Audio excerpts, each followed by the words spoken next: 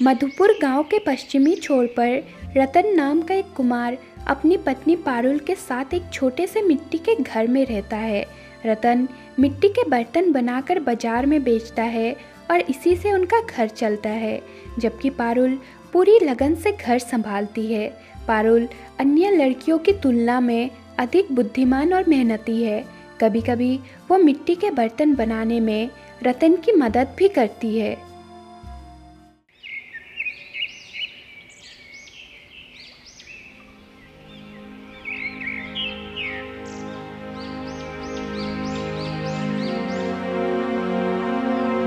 अरे सुनते हो, तुम्हारा अब तक काम खत्म नहीं हुआ? देखो सूरज तो सिर पर आ गया है। कब से बैठे हो? आज बाजार नहीं जाओगे क्या? क्या खाओगे या फिर इस मिट्टी से ही पेट भरोगे? अरे कौन है? ओ तुम हो? हाँ बस हो ही गया, ये मिट्टी खत्म हो जाए फिर बचा जाऊंगा। अभी भी मिट्टी खत्म नहीं हुई?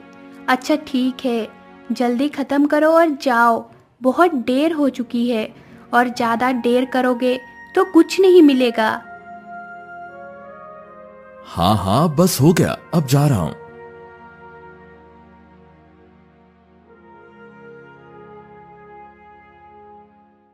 सुनो, इधर आओ, बाजार का थैला दो और बताओ क्या क्या लाना है। हाँ हाँ बस 1 मिनट, अभी आई।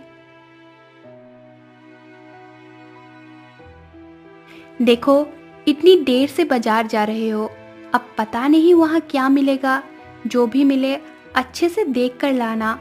और हाँ, बस थोड़ी सी सब्जी ले आना, मछली मांस की ज़रूरत नहीं है। घर में बहुत काम है, बेमतलब ज़्यादा खाना बनाकर समय बर्बाद करने का समय नहीं है। और हाँ, कल सीमा की माँ 4 अंडे दे गई थी, वही उबाल लूँगी।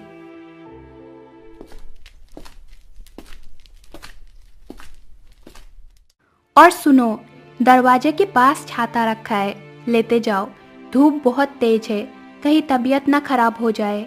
मैं यूं ही सुबह सुबह बाजार जाने को नहीं कहती। हाँ हाँ ले रहा हूं।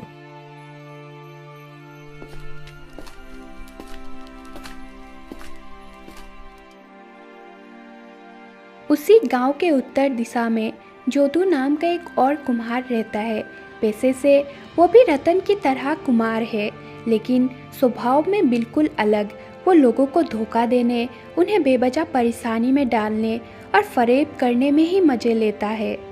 जहाँ रतन सुबह से अपने काम में व्यस्त था, वही जोधू सुबह से अपने घर के सामने बैठकर जो भी उसके सामने से गुजरता उससे बेवजह बात छेड़कर दूसरों की बुराई करने में लगा था। इसी बीच एक बाहरी गांव का व्यक्ति किसी को खोजते खोजते वहां से गुजर रहा था। ये देखकर जोधू खुद आगे बढ़कर उससे बोलने लगा। अरे भाई साहब, इधर आइए। किसे ढूंढ रहे हैं? क्या बाबू, किसी को तो खोज रहे हैं। देखने से तो आप इस गांव के नहीं लगते। बताइए किसे ढूंढ रहे हैं? देखो अगर इस तुच्छ व्यक्ति से आपकी कोई सहायता हो सकती है। हाँ दरअसल मैं पास के ही गांव से आया हूँ। मेरा नाम कालीचरण दास है। मैंने सुना है कि आपके गांव में रतन नाम का एक कुम्हार रहता है और उसके हाथ का काम बहुत अच्छा होता है, एकदम शुद्ध कला।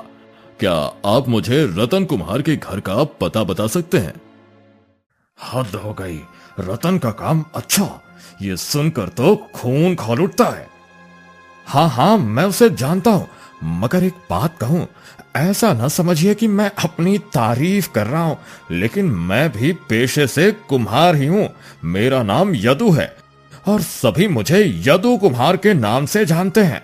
मेरा काम भी कुछ कम अच्छा नहीं है, बस मैं रतन की तरह अपनी खुद की तारीफ नहीं करता, नहीं तो मेरा नाम भी आपने सुना ही होता। खैर, अगर आपको कोई आपत्ति ना हो तो मुझे बताइए कि आपको किस चीज की जरूरत है। नहीं नहीं कोई बात नहीं, मगर मुझे सिर्फ रतन कुम्हार की ही जरूरत है। मैंने उनके बारे में बहुत कुछ सुना है और बड़ी उम्मीद से आया हूँ। बस आप इतना बता दीजिए कि उनका घर किस ओर है, इससे मुझे बहुत मदद मिलेगी। हाँ हाँ बता रहा हूँ, मैं तो बस अच्छी बात कह रहा था, लेकिन आपको सुननी नहीं। खैर, इस सामने वाले रास्ते से पश्चिम की ओर चले जाइए। करीब 10 मिनट चलने के बाद एक तालाब आएगा। उसी तालाब के बगल की गली में जो आखिरी घर है वही रतन का घर है। आपका बहुत बहुत धन्यवाद दादा।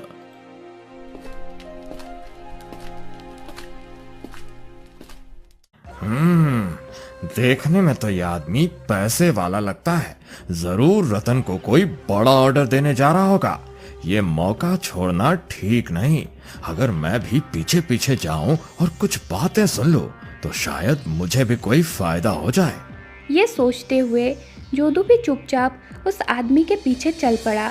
जब वह आदमी रतन के घर के अंदर गया तो जोधू घर के पास एक पेड़ के पीछे छिपकर उनकी बातें सुनने की कोशिश करने लगा। रतन भाई, क्या आप घर पर हैं? कौन?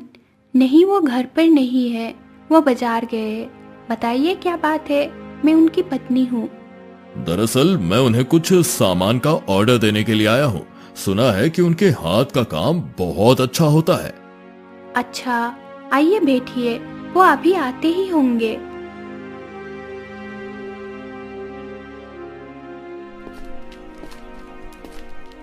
अरे देखो, ये आ गए। ये तुम्हें कुछ ऑर्डर देने आए हैं। तुम इनसे बात करो, मैं तालाब से पानी भरकर लाती हूँ।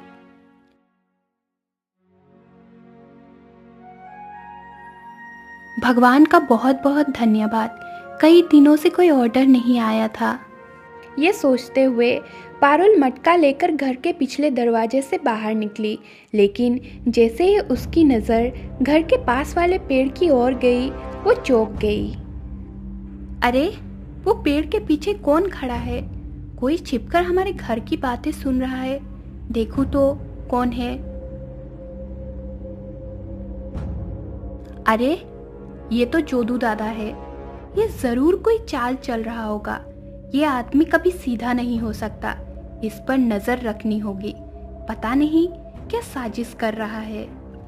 इसी बीच पारुल ने देखा कि वो आदमी जो ऑर्डर देने आया था अब रतन का घर छोड़कर बाहर निकल गया और उसके पीछे पीछे जोधू भी चुपचाप वहां से निकल पड़ा।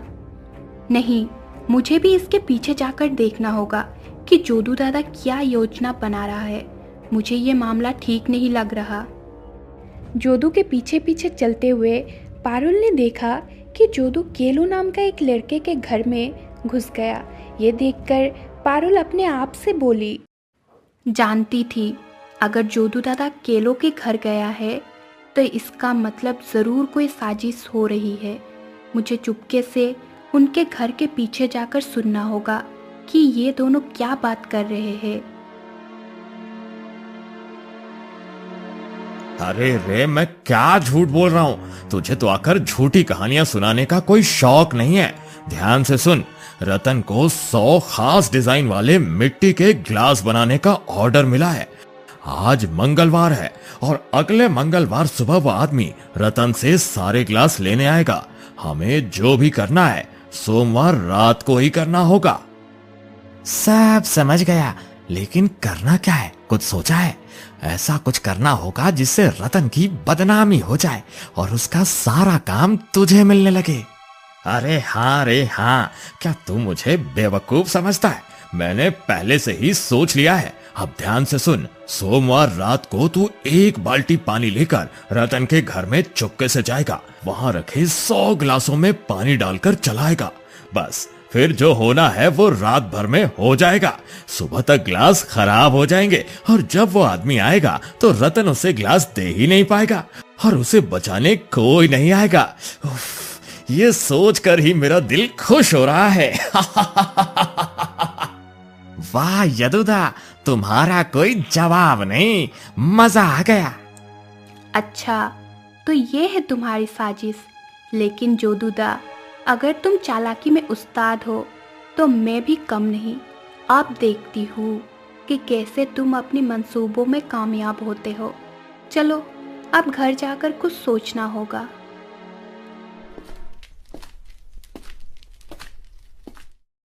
अच्छा हुआ तुम आ गई। वो आदमी मुझे 100 आकृति वाले गिलास बनाने का ऑर्डर देके गया है। कई दिनों बाद अच्छा खासा पैसा घर आएगा। हाँ, सही कहा तुमने। बस ध्यान से गिलास बनाना। और हाँ, कल जब तुम बाजार जाओगे तो मेरे लिए 100 प्लास्टिक के गिलास भी लेते आना। ये बहुत ज़रूरी है, भूलना मत। प्लास्टिक के गिलास और वो भी 100? इनका क्या करोगी? ऑर्डर तो मिट्टी के गिलास का मिला है। ओहो, तुम नहीं समझोगे। जो कहा है बस वो लाकर दे देना। अच्छा ठीक है, लेकिन पता नहीं तुम्हारे दिमाग में क्या चल रहा है। समझने की जरूरत नहीं, अब तुम अपना काम करो। मैं खाना बनाने जा रही हूँ, बहुत देर हो गई। ठीक है। अरे सुनो, उठो, सुबह हो गई, तुम्हें काम पर लगना है। हाँ हाँ, उठ रहा हूँ। हाँ, जल्दी से उठो और अपना काम शुरू करो। और हाँ, 8 बजे तक बाजार निकल जाना। हाँ हाँ, आज देर नहीं करूँगा। ठीक है, तुम जाओ, मैं कपड़े बदल कर चाय बना रही हूँ। इसके बाद दोनों अपने अपने कामों में लग जाते हैं। रतन अपनी मिट्टी के गिलास बनाने में और पारुल अपनी तैयारी में। जाओ बाजार से सामान ले आओ। और हाँ, जो कल लाने के लिए कहा था वो भूलना मत। हाँ हाँ, याद है, 100 प्लास्टिक के गिलास, है ना? हाँ, ध्यान रखना और भूलना मत। ये कहकर पारुल घर के अंदर चली जाती है और रतन बाजार के लिए निकल पड़ता है। कुछ देर बाद रतन बाजार से लौटकर दरवाजे के पास एक बोरी रखता है और पारुल को आवाज देता है। अरे सुनो, बाजार का सामान ले लो। अच्छा, आ गए? दो, और बताओ, गिलास लाए हो ना? हाँ लाया हूँ, दरवाजे के पास रखे हैं। ठीक है। लेकिन इनका क्या करोगी? अरे बताया तो था कि जरूरी काम है, सही समय पर सब समझ आ जाएगा। पता नहीं तुम्हारे दिमाग में क्या चल रहा है। बस जब गिलास तैयार हो जाए तो मुझे बताना, मैं जैसे कहूंगी वैसे करना। क्यों? अब क्या करना होगा? बस जो कहूँ वही करना, तुम्हारा कोई नुकसान नहीं होगा। अच्छा ठीक है, वैसे भी तुम्हारी बातें मानने के अलावा और कोई चारा नहीं।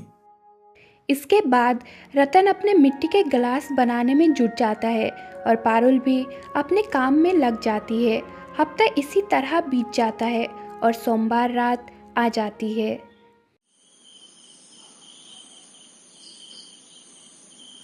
चलो, आखिरकार बायना पूरा हो गया। अब बस कल सुबह आदमी को ग्लास देकर निश्चिंत हो जाऊंगा। हाँ, सब कुछ तैयार हो गया।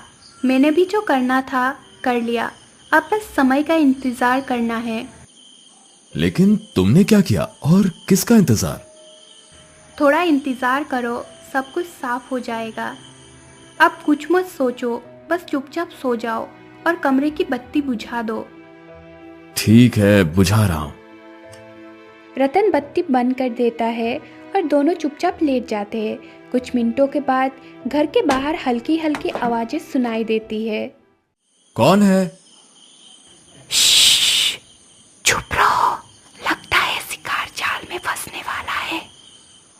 घर के बाहर केलो चुपके से एक बाल्टी पानी लेकर आंगन में आता है। वो आंगन में कपड़े से ढके एक ढेर को देखकर मन में सोचता है, यही है ग्लास, एक बार कपड़े हटाकर देख लेता हूं।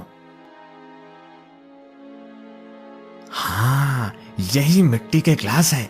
कितने सुंदर डिजाइन किए हुए हैं। लेकिन रतन दा, तुम्हारी किस्मत खराब है। भगवान की मर्जी यही है कि तुम्हें सुख नहीं मिले। ये कहते हुए केलो जोदू की योजना के अनुसार पूरी बाल्टी पानी गिलासों पर डाल देता है। पानी गिरने की आवाज़ सुनते ही पारुल और रतन कमरे से बाहर आ जाते हैं। क्या हुआ केलोदा? रुको, भागना मत, जरा देख तो लो, जो करने आए थे वो सही से हुआ या नहीं। हे भगवान, केलो मेरे सारे गिलासों पर पानी डाल दिया। अब मैं क्या करूं? कल सुबह आदमी को क्या दूंगा? हाय हाय हाय। इतना घबराओ मत, सब ठीक है। तुमने कहा था ना कि गिलास तैयार होने के बाद उन्हें अच्छे से प्लास्टिक से ढक कर रखना। हाँ, और मैंने वैसा ही किया था। अरे मैंने क्या किया था? तुम्हारे लाए हुए प्लास्टिकों के गिलास को मिट्टी जैसा रंग कर सुंदर डिज़ाइन बनाकर ऊपर रख दिया था।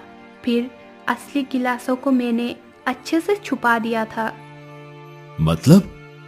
मतलब मैंने जिन ग्लासों पर पानी डाला वो असली नहीं थे?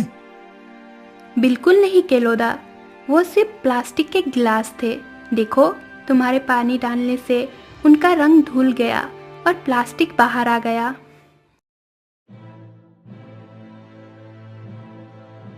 तुम्हें क्या लगा मेरे पति सीधा साधा है तो तुम लोग उसकी मेहनत पर पानी फेर दोगे? मैं जब तक जिंदा हूँ तुम्हें और जोदू को ऐसा कभी करने नहीं दूंगी। क्या यदु और तू दोनों ने मिलकर ये काम किया है? मैं तुम दोनों को छोड़ूंगा नहीं, तुझे यहीं बांध कर रखूंगा और कल सुबह यदु को उसके घर से पकड़कर पंचायत में ले जाऊंगा। वहीं तुम दोनों का फैसला होगा। नहीं रतनदा, मुझे छोड़ दो, मैंने कुछ नहीं किया। यदुदा ने कहा था कि अगर तुम्हारे ग्लास खराब हो जाए तो उसे ये बायना मिल जाएगा और फिर वो बेचकर मुझे बख्शीश देगा। तुझे समझ में आ जाएगा कि दूसरों को नुकसान पहुंचाने का क्या अंजाम होता है। ये कहकर रतन केलों को आंगन में एक पेड़ से कसकर बांध देता है। फिर वो पारुल की तरफ मुड़कर कहता है, तुम जैसी समझदार पत्नी पाकर मैं धन्य हो गया। आज तुम्हारी वजह से मैं एक बड़े नुकसान से बच गया। ऐसा मत कहो, तुम्हें मुसीबत से बचाना मेरा कर्तव्य है। असल में जिस दिन वो आदमी तुम्हें बायना देने आया था, मैं तालाब गई थी, याद है ना? हाँ, याद है। जब मैं तालाब की ओर जा रही थी तो मैंने देखा कि जोदू हमारे घर के पास वाले पेड़ के पीछे छिपा खड़ा था। मैं पहले से ही जोदू के स्वभाव को जानती थी, इसीलिए मैंने चुपचाप उसका पीछा किया और देखा कि वो केलों के घर में घुस रहा था। क्या सच में? हाँ, फिर मैं उनके घर के पास छिपकर उनकी बातचीत सुनने लगी और उनकी पूरी साजिश समझ गई। सब कुछ भगवान के इच्छा से हुआ। हम तो सिर्फ एक जरिया थे, इसीलिए मुझे धन्यवाद मत दो, भगवान को दो।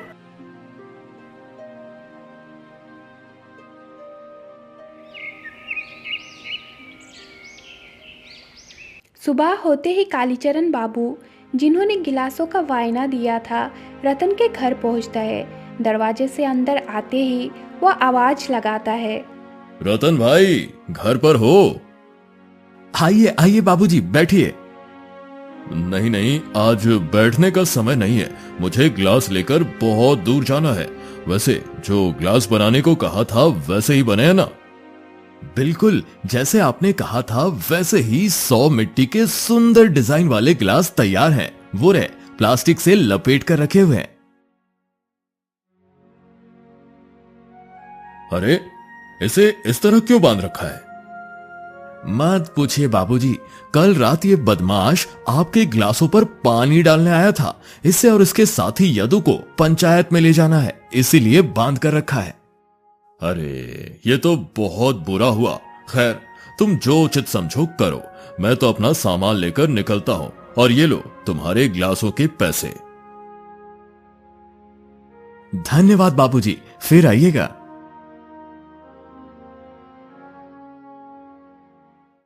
चल बे, अब तुझे लेकर यदु के घर चलूंगा। फिर जोदू और केलों को पंचायत में ले जाया जाता है। रतन पूरी बात बताता है और पंचायत जोदू और केलों को दोषी करार देती है। सजा के तौर पर दोनों से रतन से नुकसान के बदले में 100 गिलासों की कीमत अदा करने का कहा जाता है। इस तरह रतन न केवल अपने गिलासों को पूरे पैसे पाता है, बल्कि साजिश करने वालों से भी हर्जाना वसूलता है। इस तरह एक कुमार अपनी बुद्धिमान पत्नी की समझदारी से न केवल बड़ी मुसीबत से बचता है, बल्कि दुगना लाभ भी कमाता है।